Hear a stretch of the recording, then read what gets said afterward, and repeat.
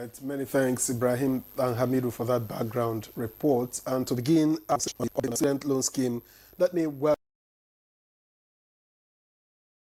here in the studio Akitunde Sawyer, who is the Managing Director, Nigeria Education Loan Fund, NELFund. Welcome to Good Morning Nigeria. Good morning, and good morning to Nigerians. You're welcome. I would also like to introduce our guest joining us via Zoom. Professor Umar Pate is the Vice Chancellor, Federal University, Kashere, Gombe. He's also the President, Society for Broadcasters of Nigeria. Thank you so much for joining us, sir.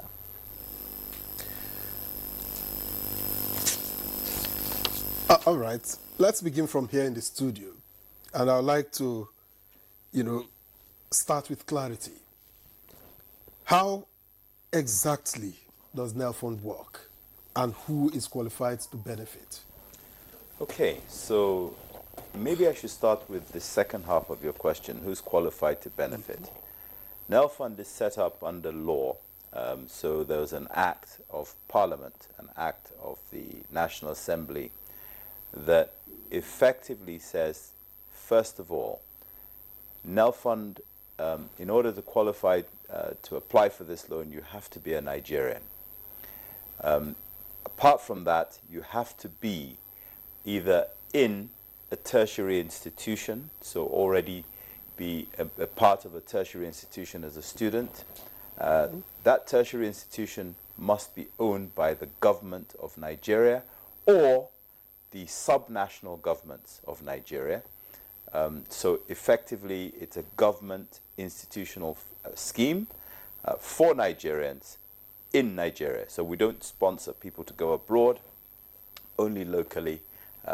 So that's the first qualification criteria. Government universities, private universities? Okay, so what I said was that it's government-owned, federal or state government-owned universities.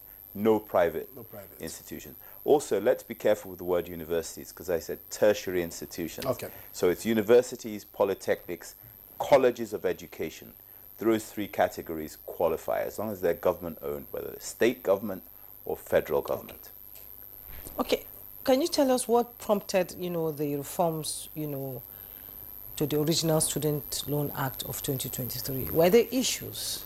So, there were issues, but they were pre-launch issues that were identified. So it's not that the scheme was running already. It's just that the president, when he looked at the initial scheme, which he signed into law on the 12th of June 2023, having been passed in the National Assembly prior to that, decided that there were a number of things that he felt would discriminate against Nigerians. One was the fact that if a family had a household income in excess of 500,000 naira, they wouldn't qualify. The second was the fact that if a student or a loanee wanted to apply for the loan, they would need some sort of guarantor. And the president wasn't comfortable with that because it introduced a gateway, effectively, where there was an opportunity to prevent people for graft and all that sort of thing. The third thing was that the President Bola Ahmed Tinubu, GCFR, wanted the students not just to have the opportunity to access the education, he wanted them to be able to access additional funds, stipends, pocket money, upkeep, call it what you like, but additional funds that go directly to them so that they don't go to class hungry. Now, many students are excited but skeptical. What's in place to show that this is going to be sustainable? Okay, so the excitement is very welcome, and I'm not surprised that students are excited, because for far too long in this country, especially there have been so many, and of course, once the party in question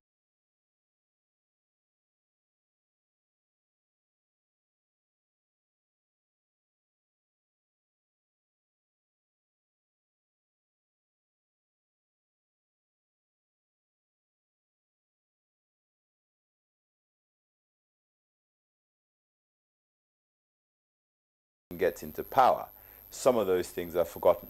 And especially as it relates to this particular segment of society, which in many ways finds it difficult to find a voice, even though they're the largest number.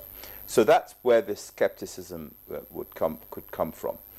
What has happened now is that we believe that having rolled this out, having got a significant number of people who have applied successfully, that, you know, that skepticism will be pushed back, because if your neighbor has applied for the loan, it's the greatest, you know, as they say, the proof of the pudding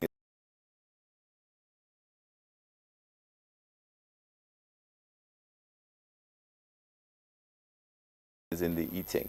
The greatest way to dispel doubt is to show that it's possible and to show that people are getting it. This scheme, you can apply for it online, www.nelf.gov.ng. You don't need to know anybody. You just have to have a device, an internet connection, your JAM, your NIN, your matric number or admission number, name, accurate date of birth. And effectively, if your school has updated your data into their system, into our system, I beg your pardon, there's a match and you can get the loan. Many people have gotten this loan without speaking to anybody, without paying anybody anything. Does everybody that applies qualified gets the loan? No, otherwise, if everybody that applies qualified to get the loan, then there would be no point in having an application system. Yeah. Essentially, we have a system that goes through a number of steps. The initial qualifying criteria, I think, are already described. But clearly, one of the things that we do is to ensure that the credentials that are uploaded, so there's a requirement for the candidates to upload some data, some evidence, should I say, ID cards, admission letters in some cases. That's a critical part of it. The other part of it is to ensure that actually they attend the institution. So let me clarify on that. Remember, these loans are applied for in the privacy of people's homes, of people's bedrooms. We don't meet the candidates. We never meet the candidates. Therefore, we have to go through a process that ensures that they are verified, they're confirmed that by the institution that they're going to, they're confirmed by NIN, which we API, we have a digital handshake with, they're confirmed by JAM, where we have a digital handshake. Effectively, when they put all that information in, we can uniquely identify an individual. If any of that information is incorrect, if it's false, if it's wrong, then of course they are automatically disqualified. I'm sure, you know, there are models like this in the US, in the UK, and other climes across the world. So what is the model that this Student Loan Act is fashioned after? And what is the application process like? You said you can do it from your room, from everywhere, but how tedious is it, not, you know, knowing that our network problem at times can just make things not easy anymore? So I think you've asked two very useful questions there. So first of all, what's it modeled after? Well, we have I think this is probably most similar to the system or the model they have in the UK.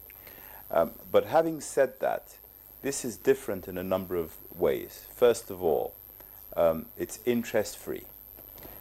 So at no stage do the current applicants have to consider paying interest. I say that because the law allows us to apply interest. But we have decided that we are not going to do that because Nigerian students need to be encouraged and need to have the benefit of actually taking a loan to pay for something that can never be taken away from them. And to encourage them is to say, well, we're not a commercial entity. We're not trying to make a profit.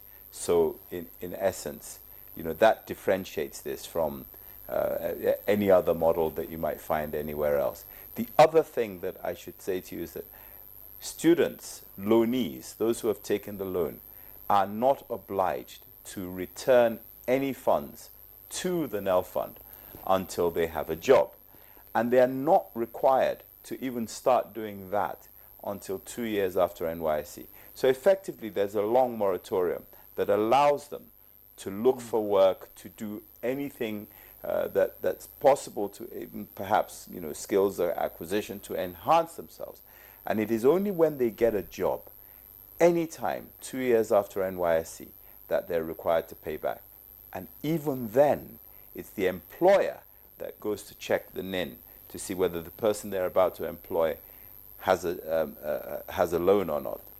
And the employer deducts 10% from their salary. And by law, the employer is the one that's obliged to pay the NEL fund back, unless the loanee is self-employed, in which case they're paying themselves, to work and they're making a profit. But it's still 2 years after NYSC. Having said that, if people want to pay back immediately, because they don't pay back immediately because they've suddenly money, they don't have to differentiate. The president wants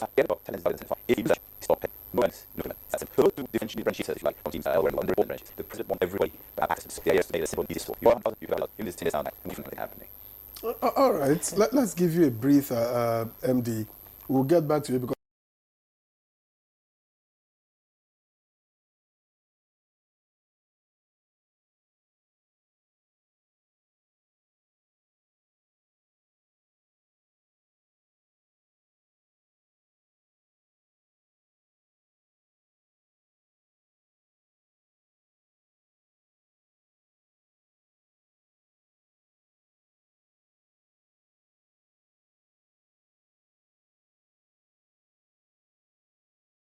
because there are still a lot of things to clarify.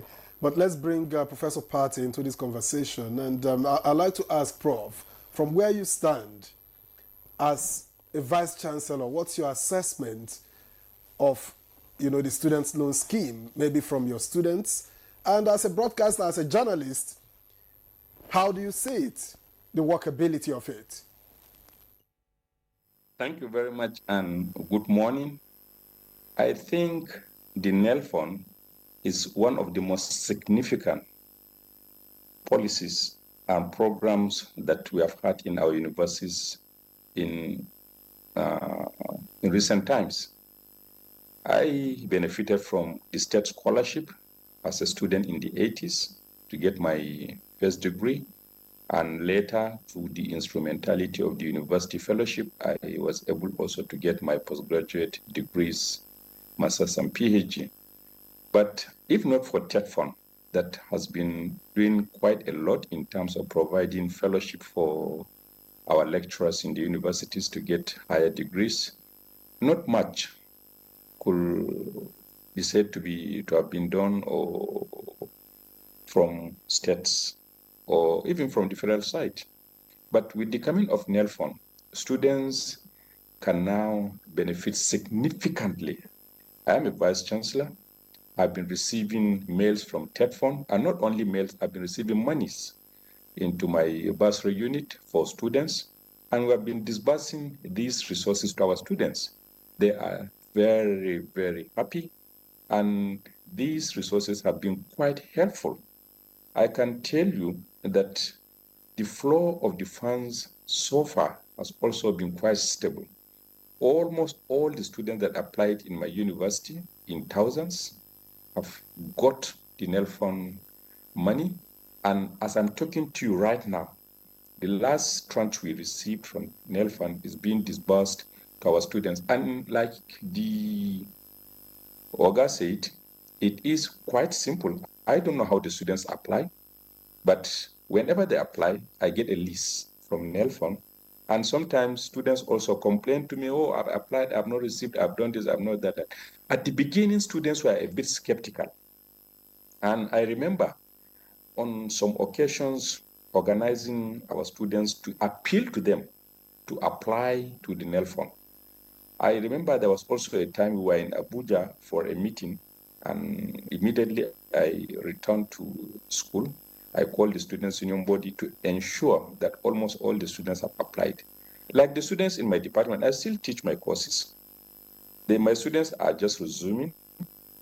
The students in mass communication, particularly at the 400 level, almost all of them have received the NEL Fund money. Their names appeared in the last tranche. I wish I could share some of the text messages some of them sent to me, expressing appreciation, gratitude, as if it was the school that did it. But it wasn't the school. The school only is just like a facilitator. The real funders are in Abuja. They send us the money, and once we receive the money, we transmit the messages to the students with the entire list of all the monies that we have received with them to WhatsApp and their other channels. Then they now come to our bursary, submit their students' account details and some other details, and immediately the money is released. And we have been doing that fantastically. So I commend the federal government for this particular initiative, which I believe is quite useful to our students, considering the economic situation in the country, the difficulties of their parents, and even the conditions on campuses. My appeal is only for state governments to also emulate. Many of the states used to have functional scholarship boards, but many of these scholarship boards have simply become moribund. They are just not functioning.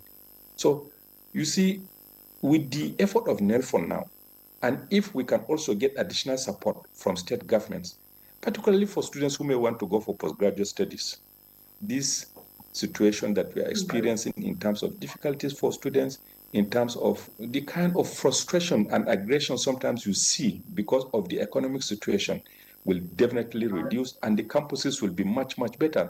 And on our own part as universities, we are also benefiting, getting the tuition fee, not tuition fee, some of the service charges the students are supposed to pay are easily deducted from the sums, and they paid to the university, direct into the bursary, and then the balance remitted to them without any stress. And I can't think of any complaint on my campus of students not receiving their monies when and as they should. Once we get any alert from NELFON, we transmit the information and we remit the monies to the students. So far on my own campus, I don't know what's happening on other campuses. Things are okay. And we commend NELFON and we urge them, please, to continue with the good ways of what they have been doing so far. It's been quite helpful to our students. And I can tell you thousands, not hundreds, thousands of my students, I cannot specifically call, but I think it should be in the region of 5,000 to 6,000 or thereabout of my students have got this loan. And what else are we asking for? Better than this. Indeed, Professor Party, in those days, going to school was not easy, especially from students whose parents are not well-to-do, going on 001, 100, and you know the way we term it in the university. How easy has this student loan made it for students to attend classes and get good results? No, as a university student, I was the president of the biggest students' union on campus then in my university, and we were the people dealing with state scholarship boards. And I can recall how active the state scholarship boards in Borno, Gongola, then Bauchi used to be in the northeast sub-region. I don't know whether they're still active or not today, but students always look forward to receiving their scholarship or bursaries. Today, these scholarships, like I've said, are just not functioning. So the only window today existing is this NELFON. And with the devastating poverty we are witnessing in our communities, naturally it will impact on the students too. If you hear the stories of how our students are surviving on some of our campuses, it is so pitiful. But like I've said, this window coming from the federal government through NELFON is quite supportive. Students at least can pay some of the charges on campuses. They can also get something to depend on. So you cannot just tell how the level of importance in the life of our students, except perhaps if we decide to do a sort of a mini research to see the impact of these interventions, even if it's just in the interim on our campuses. Maybe I should be able to do that on my campus. Just commission the Students' Union Department or one of our departments to do a study on the impact of this in the last 1 year or so that this program is being implemented. Definitely, without sounding conclusive, I can predict that the response is going to be very, very positive. I only wish state governments can also follow suit, at least take a portion of their earnings and support the poor students that we have on campuses. Thank you very much, Professor Party. Just before we continue the conversation, we have some quick messages that I would like to quickly read out so that we can address them. Now, Ayola Olawale, a PhD student from the University of Ibadan, says, is the student loan restricted to undergraduate students? I guess postgraduate students in government-owned universities are excluded from the scheme. Abbas Abubakar Saad from Jalingo says, the student loan scheme, NELFund, is a very good policy. How will graduates who are still unemployed or earning a low income be able to repay the loan? Also, is there any option in place to ease the burden and prevent long-term financial stress, especially for those who are unemployed? And finally, from Emmanuel from Maiduguri, can you help us ask Mr. Akintunde when they would attend to people who changed their bank details since last year, November, and have not received upkeep till now? I guess the three questions are pretty much for you.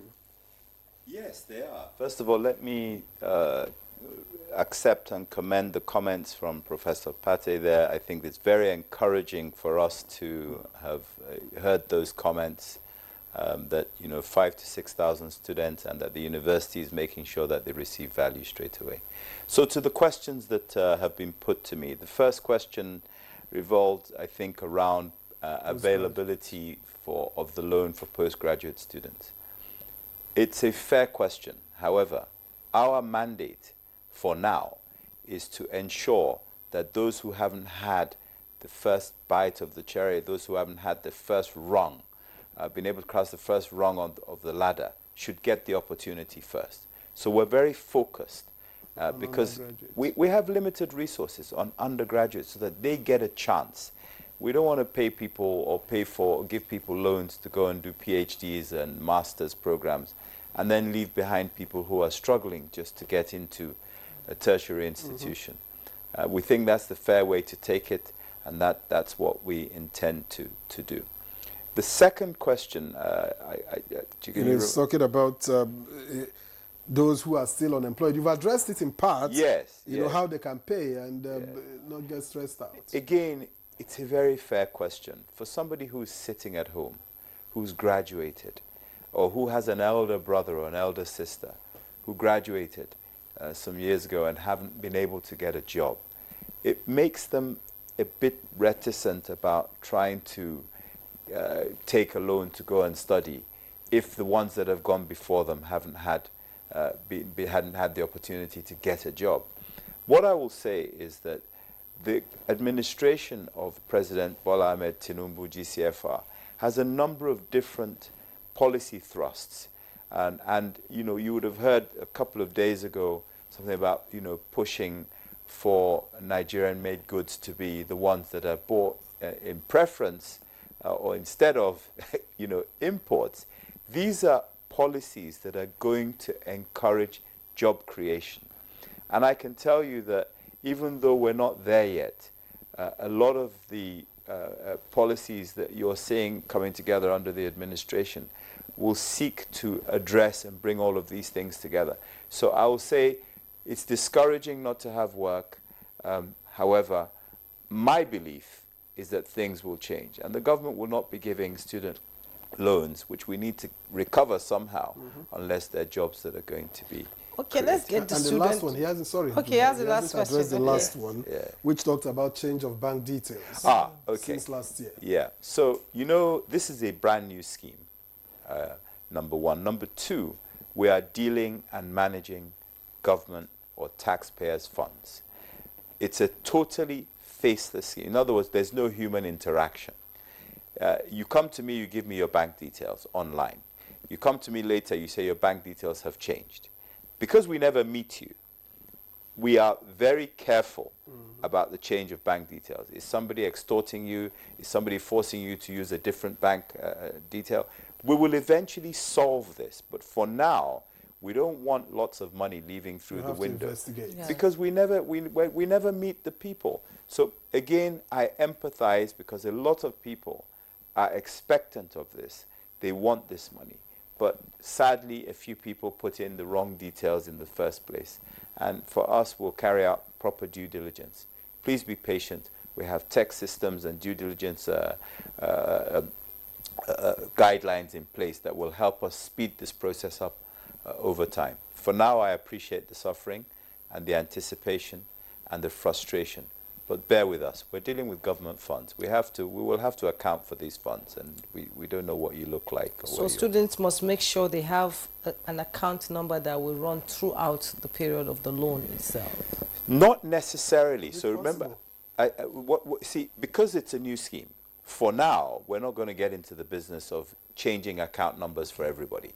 Over time, when we've been able to get a proper, stronger handle on, who's doing the change, why they're doing the change, they can change. We work through BVN anyway, so the BVN ties all account numbers together. Exactly. It's just that we don't want to be paying money into accounts without being sure.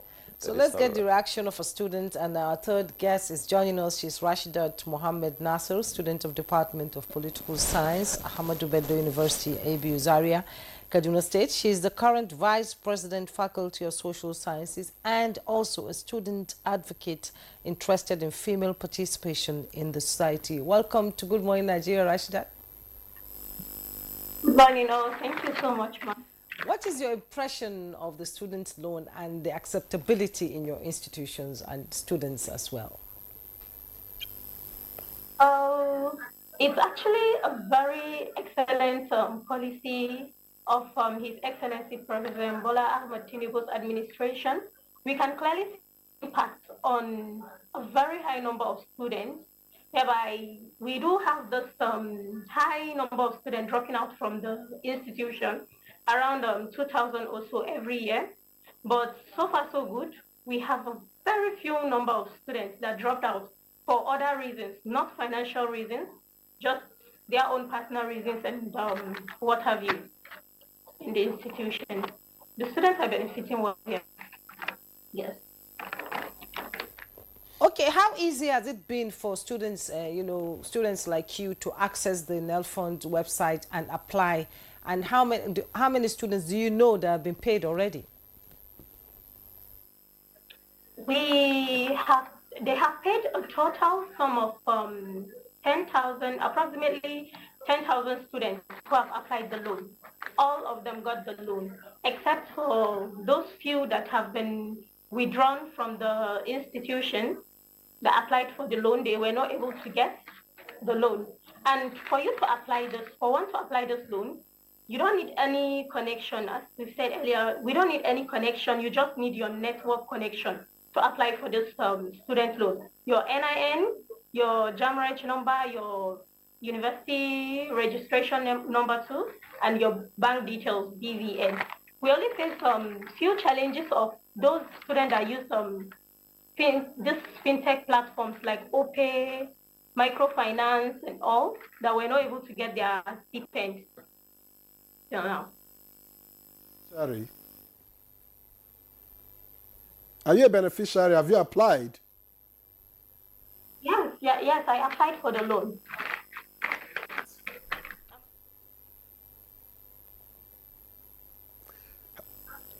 Have you received? I got my tuition fees paid and my stipend monthly. Interesting. Okay, we'll get back to you. We have some text messages that came in. Ifeanyi from Ibadan said, I tried to apply for the loan for my son, who is currently in 200 level at the Ladoke Akintola University of Gbomosho. It didn't get through the site, referred us to contact his university. I'll be unable to pay for his 150,000 tuition fee, which might prevent him from moving forward with his studies. Please kindly and urgently help us with this. And Olaniyan Ademola Sunday says, my son applied for a student loan, but he didn't get the loan. He's a student of Lagos State University studying mechanical engineering. Please, why didn't he get the loan?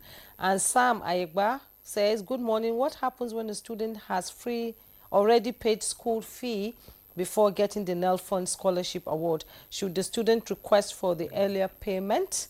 And Mr. Benjamin from Anambra says, is there any specific amount to be collected or applied for the student loan throughout the years in the school. And Yusuf Yahya said, I have a complaint of not receiving homekeeping allowances.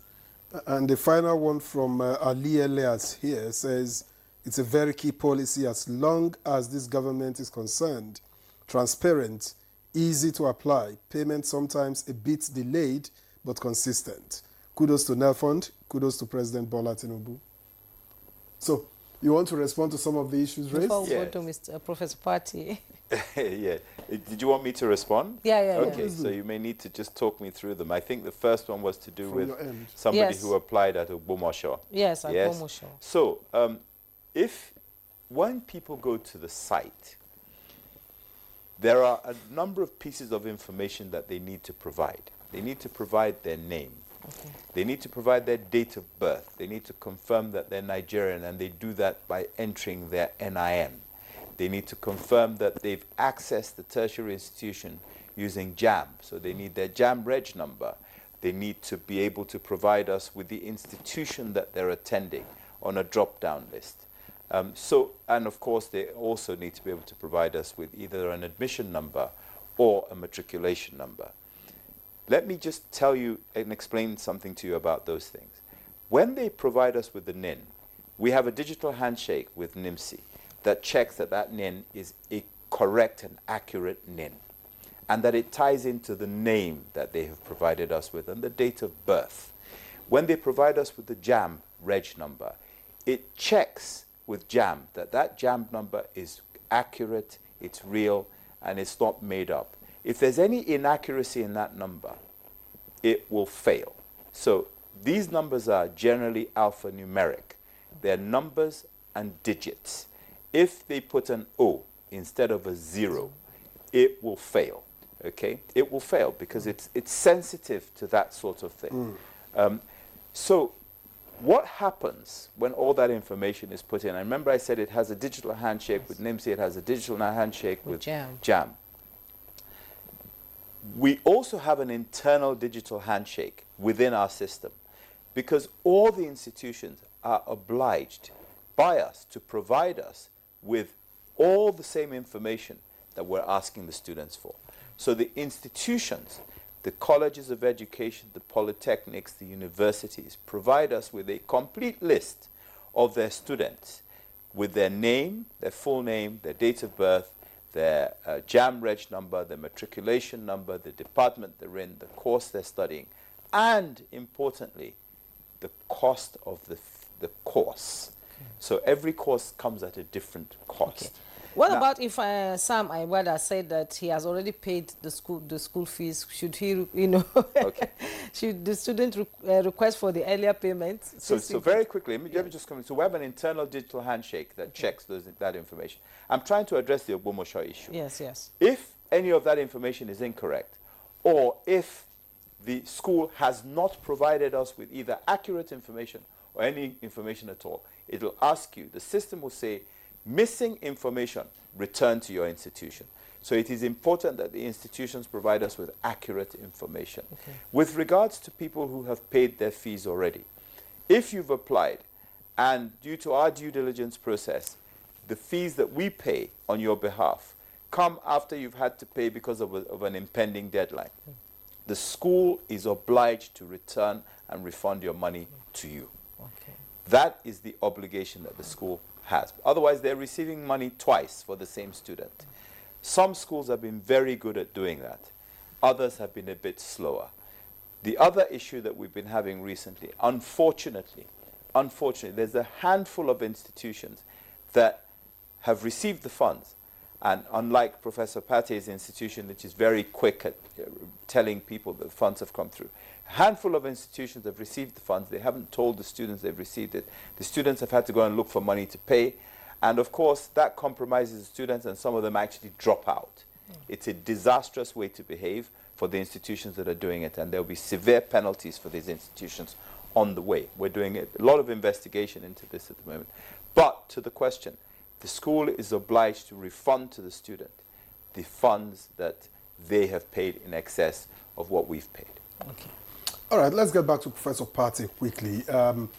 Professor Party, would you say that the scheme as it is is perfect, or you think that there are gaps to plug to make it even better?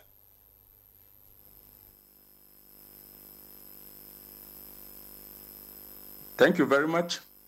I have heard some of the questions raised, and of course, being a new scheme, and also at the initial point, there may be some hitches here and there. This should be expected, either on the part of the institutions or on the part of the people who are engaged in the activity, and also looking at the number of students involved.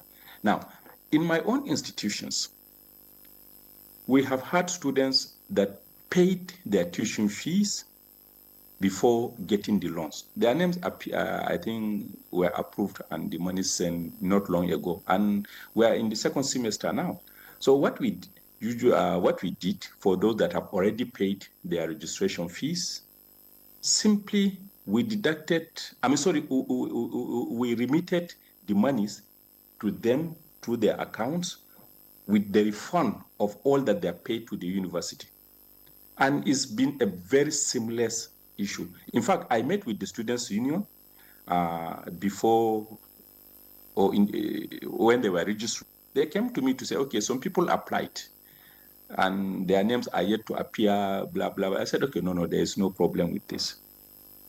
We have a whole desk, a whole unit that we have created for this activity. Make sure once you have registered, keep your documents, and the day your name nail form with your money, will notify you that your name has appeared on the list to the Students' Union and to their own channels. And then we remit the money that you have paid for registration directly into your account. So far, we have not had any issue in that regard. So, and for those that were lucky that their monies came before the payment of registration fees, they didn't have any issue. They just got their monies. Initially, students were skeptical. Some students were skeptical on applying for this NEL fund. I remember the advocacy I did among my students, telling them, convincing them. Some people were a bit skeptical that, oh, no, we are not sure. So just apply. And when the first tranche, they realized that this is serious. Then a number of them now started applying left, right, and center.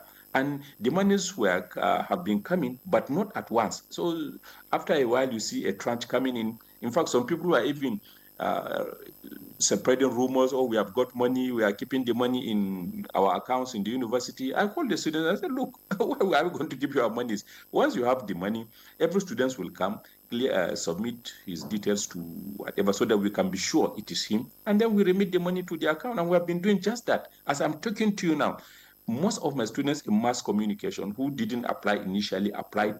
They have got the monies now.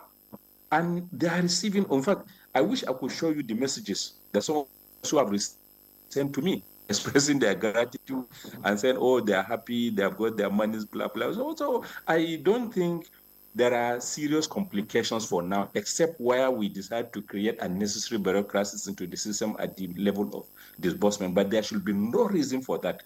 Once the money comes into your bursary, you have a whole unit, and then the students are notified. Except, like the MD said, we have some few cases of students having problems with their account numbers. And some students come to you to complain that, oh, they have applied for an NEL fund, they have not, they say, just relax. So these are normal issues that we handle at our own operational levels.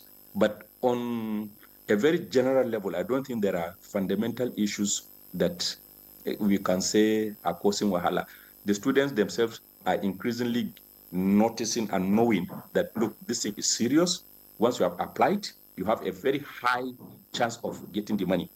So it's just a matter of time. The entire campuses will get on board, and I hope the resources will continue to flow through TED Fund to the students. That's the only thing. But for now, I think at our own level in Kashere, we do not have any major issue. And I hope, like I've said, I'll be able to do a small study, just maybe a small study among to ask what are, the impact and probably their expectations and if there are problems. And that could give us an insight on whether we are also managing the process very well or not.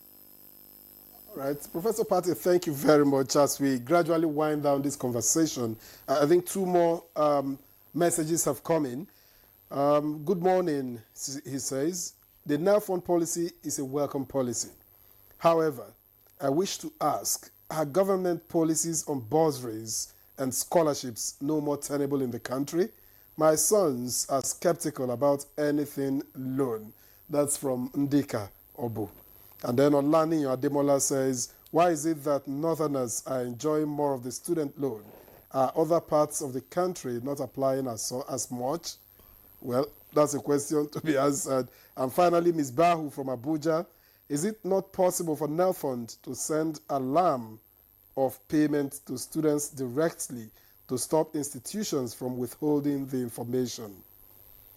Alarm? Perhaps alerts? Alert, Okay. alert. I think alert. So let me address that one first. Okay. So yes, I mean, the way the system works at the moment is that when a student applies for the loan, they get the initial response they get if their loan application is successful is they get a statement saying pending.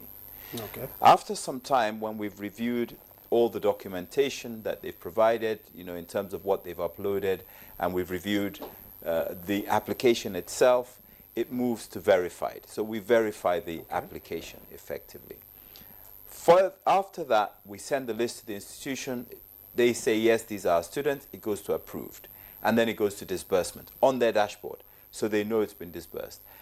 Very soon, we're going to start putting in systems that alert the students. Because of some of these issues, these contentious issues on campuses, we're going to alert the students more actively as to when their fees have been paid, so that they don't have to struggle with that. Now, to the other question around bursary scholarships. Look, we run a federation, 36 states, federal government. The federal government has loans, as in NELFund. There are scholarships which are still being given. There are bursaries which are still being given. Each of the 36 state governments have their own policies around how they support education. I enjoyed bursary anyway. Yeah, this scheme too. does not supersede, it doesn't obliterate any of the other schemes that are going on in the country. Of course, we want to give the loans to people who are not enjoying a bursary somewhere, who are not enjoying a scholarship somewhere. So we're going to take a holistic view because we want this thing to spread across the nation. There was a question about, people enjoying this from one part of the country or another. This is a loan. You can't force people to take loans. If everybody in a particular state wants to take a loan and in all the other states they don't want to take it, as long as we present the opportunity to them, that's our obligation, to present the opportunity that you can get this loan. You can't force people to take loans, okay? You can encourage, and I, for one, sit here today encouraging people. These are not loans for consumer goods. These are not loans for things that you're going to throw away in 5 years' time because it's not working anymore. Once you have your education, you can never get rid of it. It's with you all the way. So if you're going to take a loan for anything, it's for education. It doesn't break down. It doesn't spoil. It doesn't get thrown in the bin. It is with you for life. These are the loans to take. And actually, it's interest-free.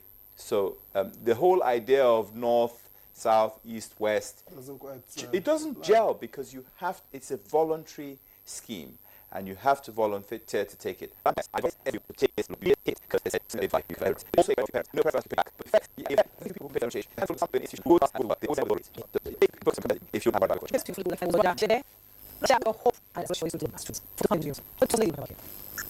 whole NELFund scheme will be sustainable and it will continue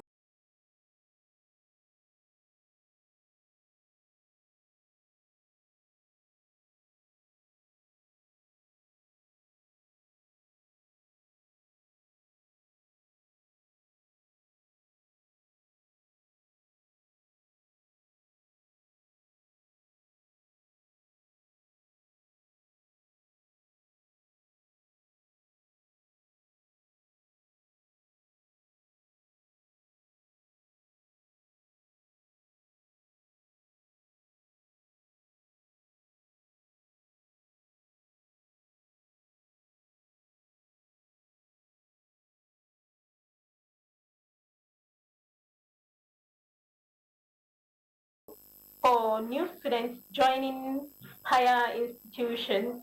But before that, I also want to talk, firstly, I want to applaud my own Vice Chancellor in person of Professor Kabir Bala and the high level of representation. He was able to refund the loans of the school fees of students who already paid their fees before the loans got disbursed, most especially for those of the second tranche, because we got it very late. And that issue of the northerners getting more than other parts of the country, the student loan scheme.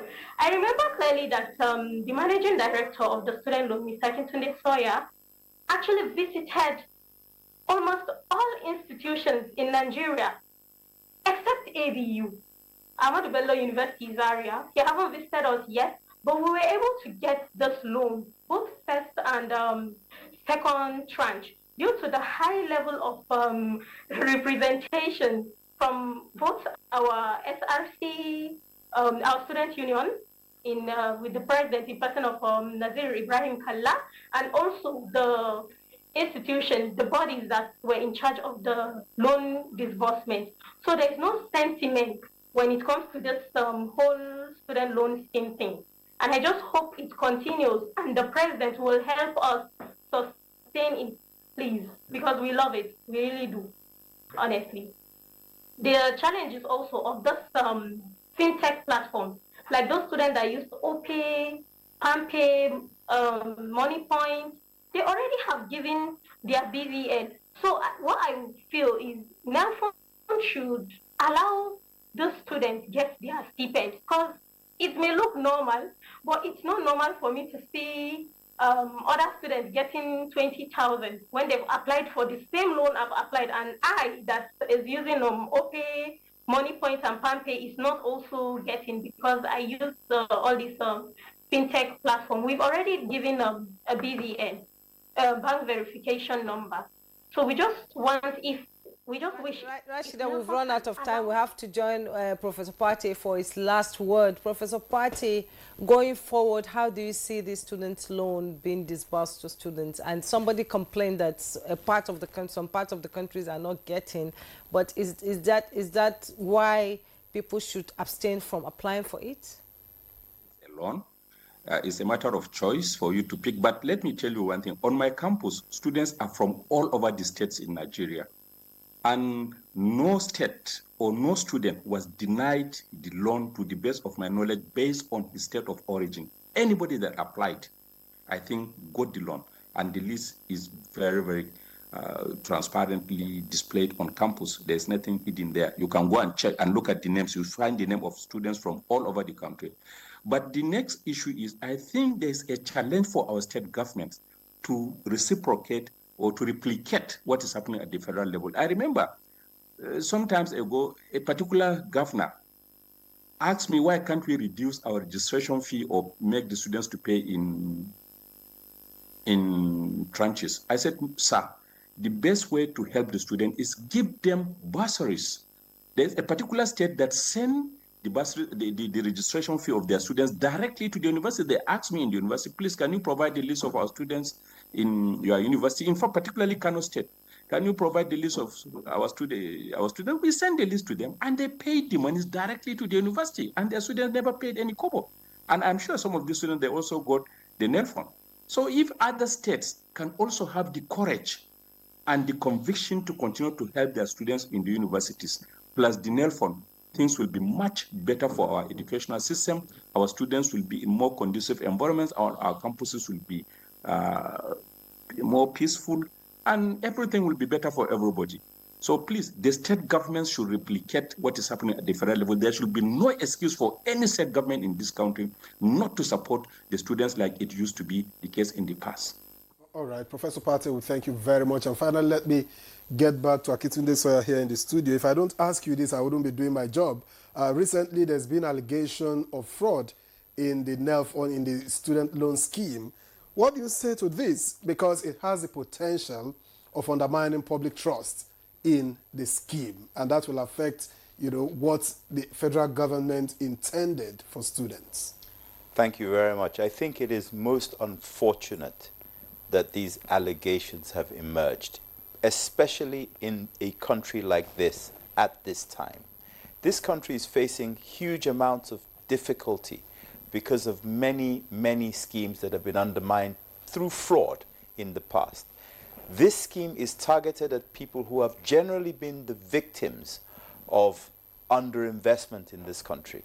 So for fraud to be associated with this type of scheme is very unfortunate. And I think it's important that we don't bury our heads under the sand. I think whenever we see anything that suggests that there's fraud, it should be thoroughly investigated. We are not leaving any stone unturned, whether the fraud is supposedly outside of the organization or inside the organization. We are constantly monitoring what's going on. We work with the security agencies to ensure that any information that we have, we provide to them. The other thing I'll tell you is that we're supervised by the Ministry of Education. The Minister of Education, Dr. Tunji Alausa, is very, very keen and very laser focused actually on these issues. And I think anyone who's found wanting will suffer some administrative penalties from the Ministry of Education, who supervise most of the institutions. We don't have a supervisory role, but we're working very closely with the Honourable Minister and the Ministry to ensure that things are closed off. Finally, the President of the Federal Republic of Nigeria, President Bola Ahmed Tinubu, GCFR, has deployed this incredible scheme to help a huge number of people.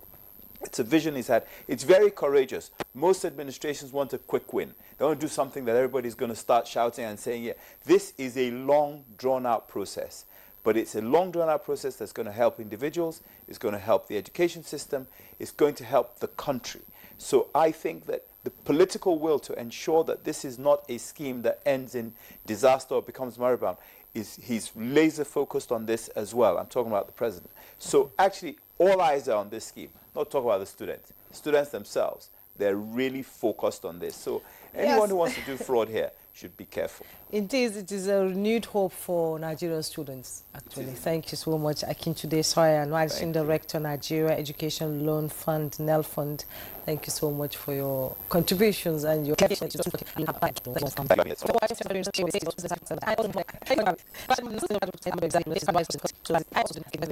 so much for your contribution to the conversation. We appreciate it.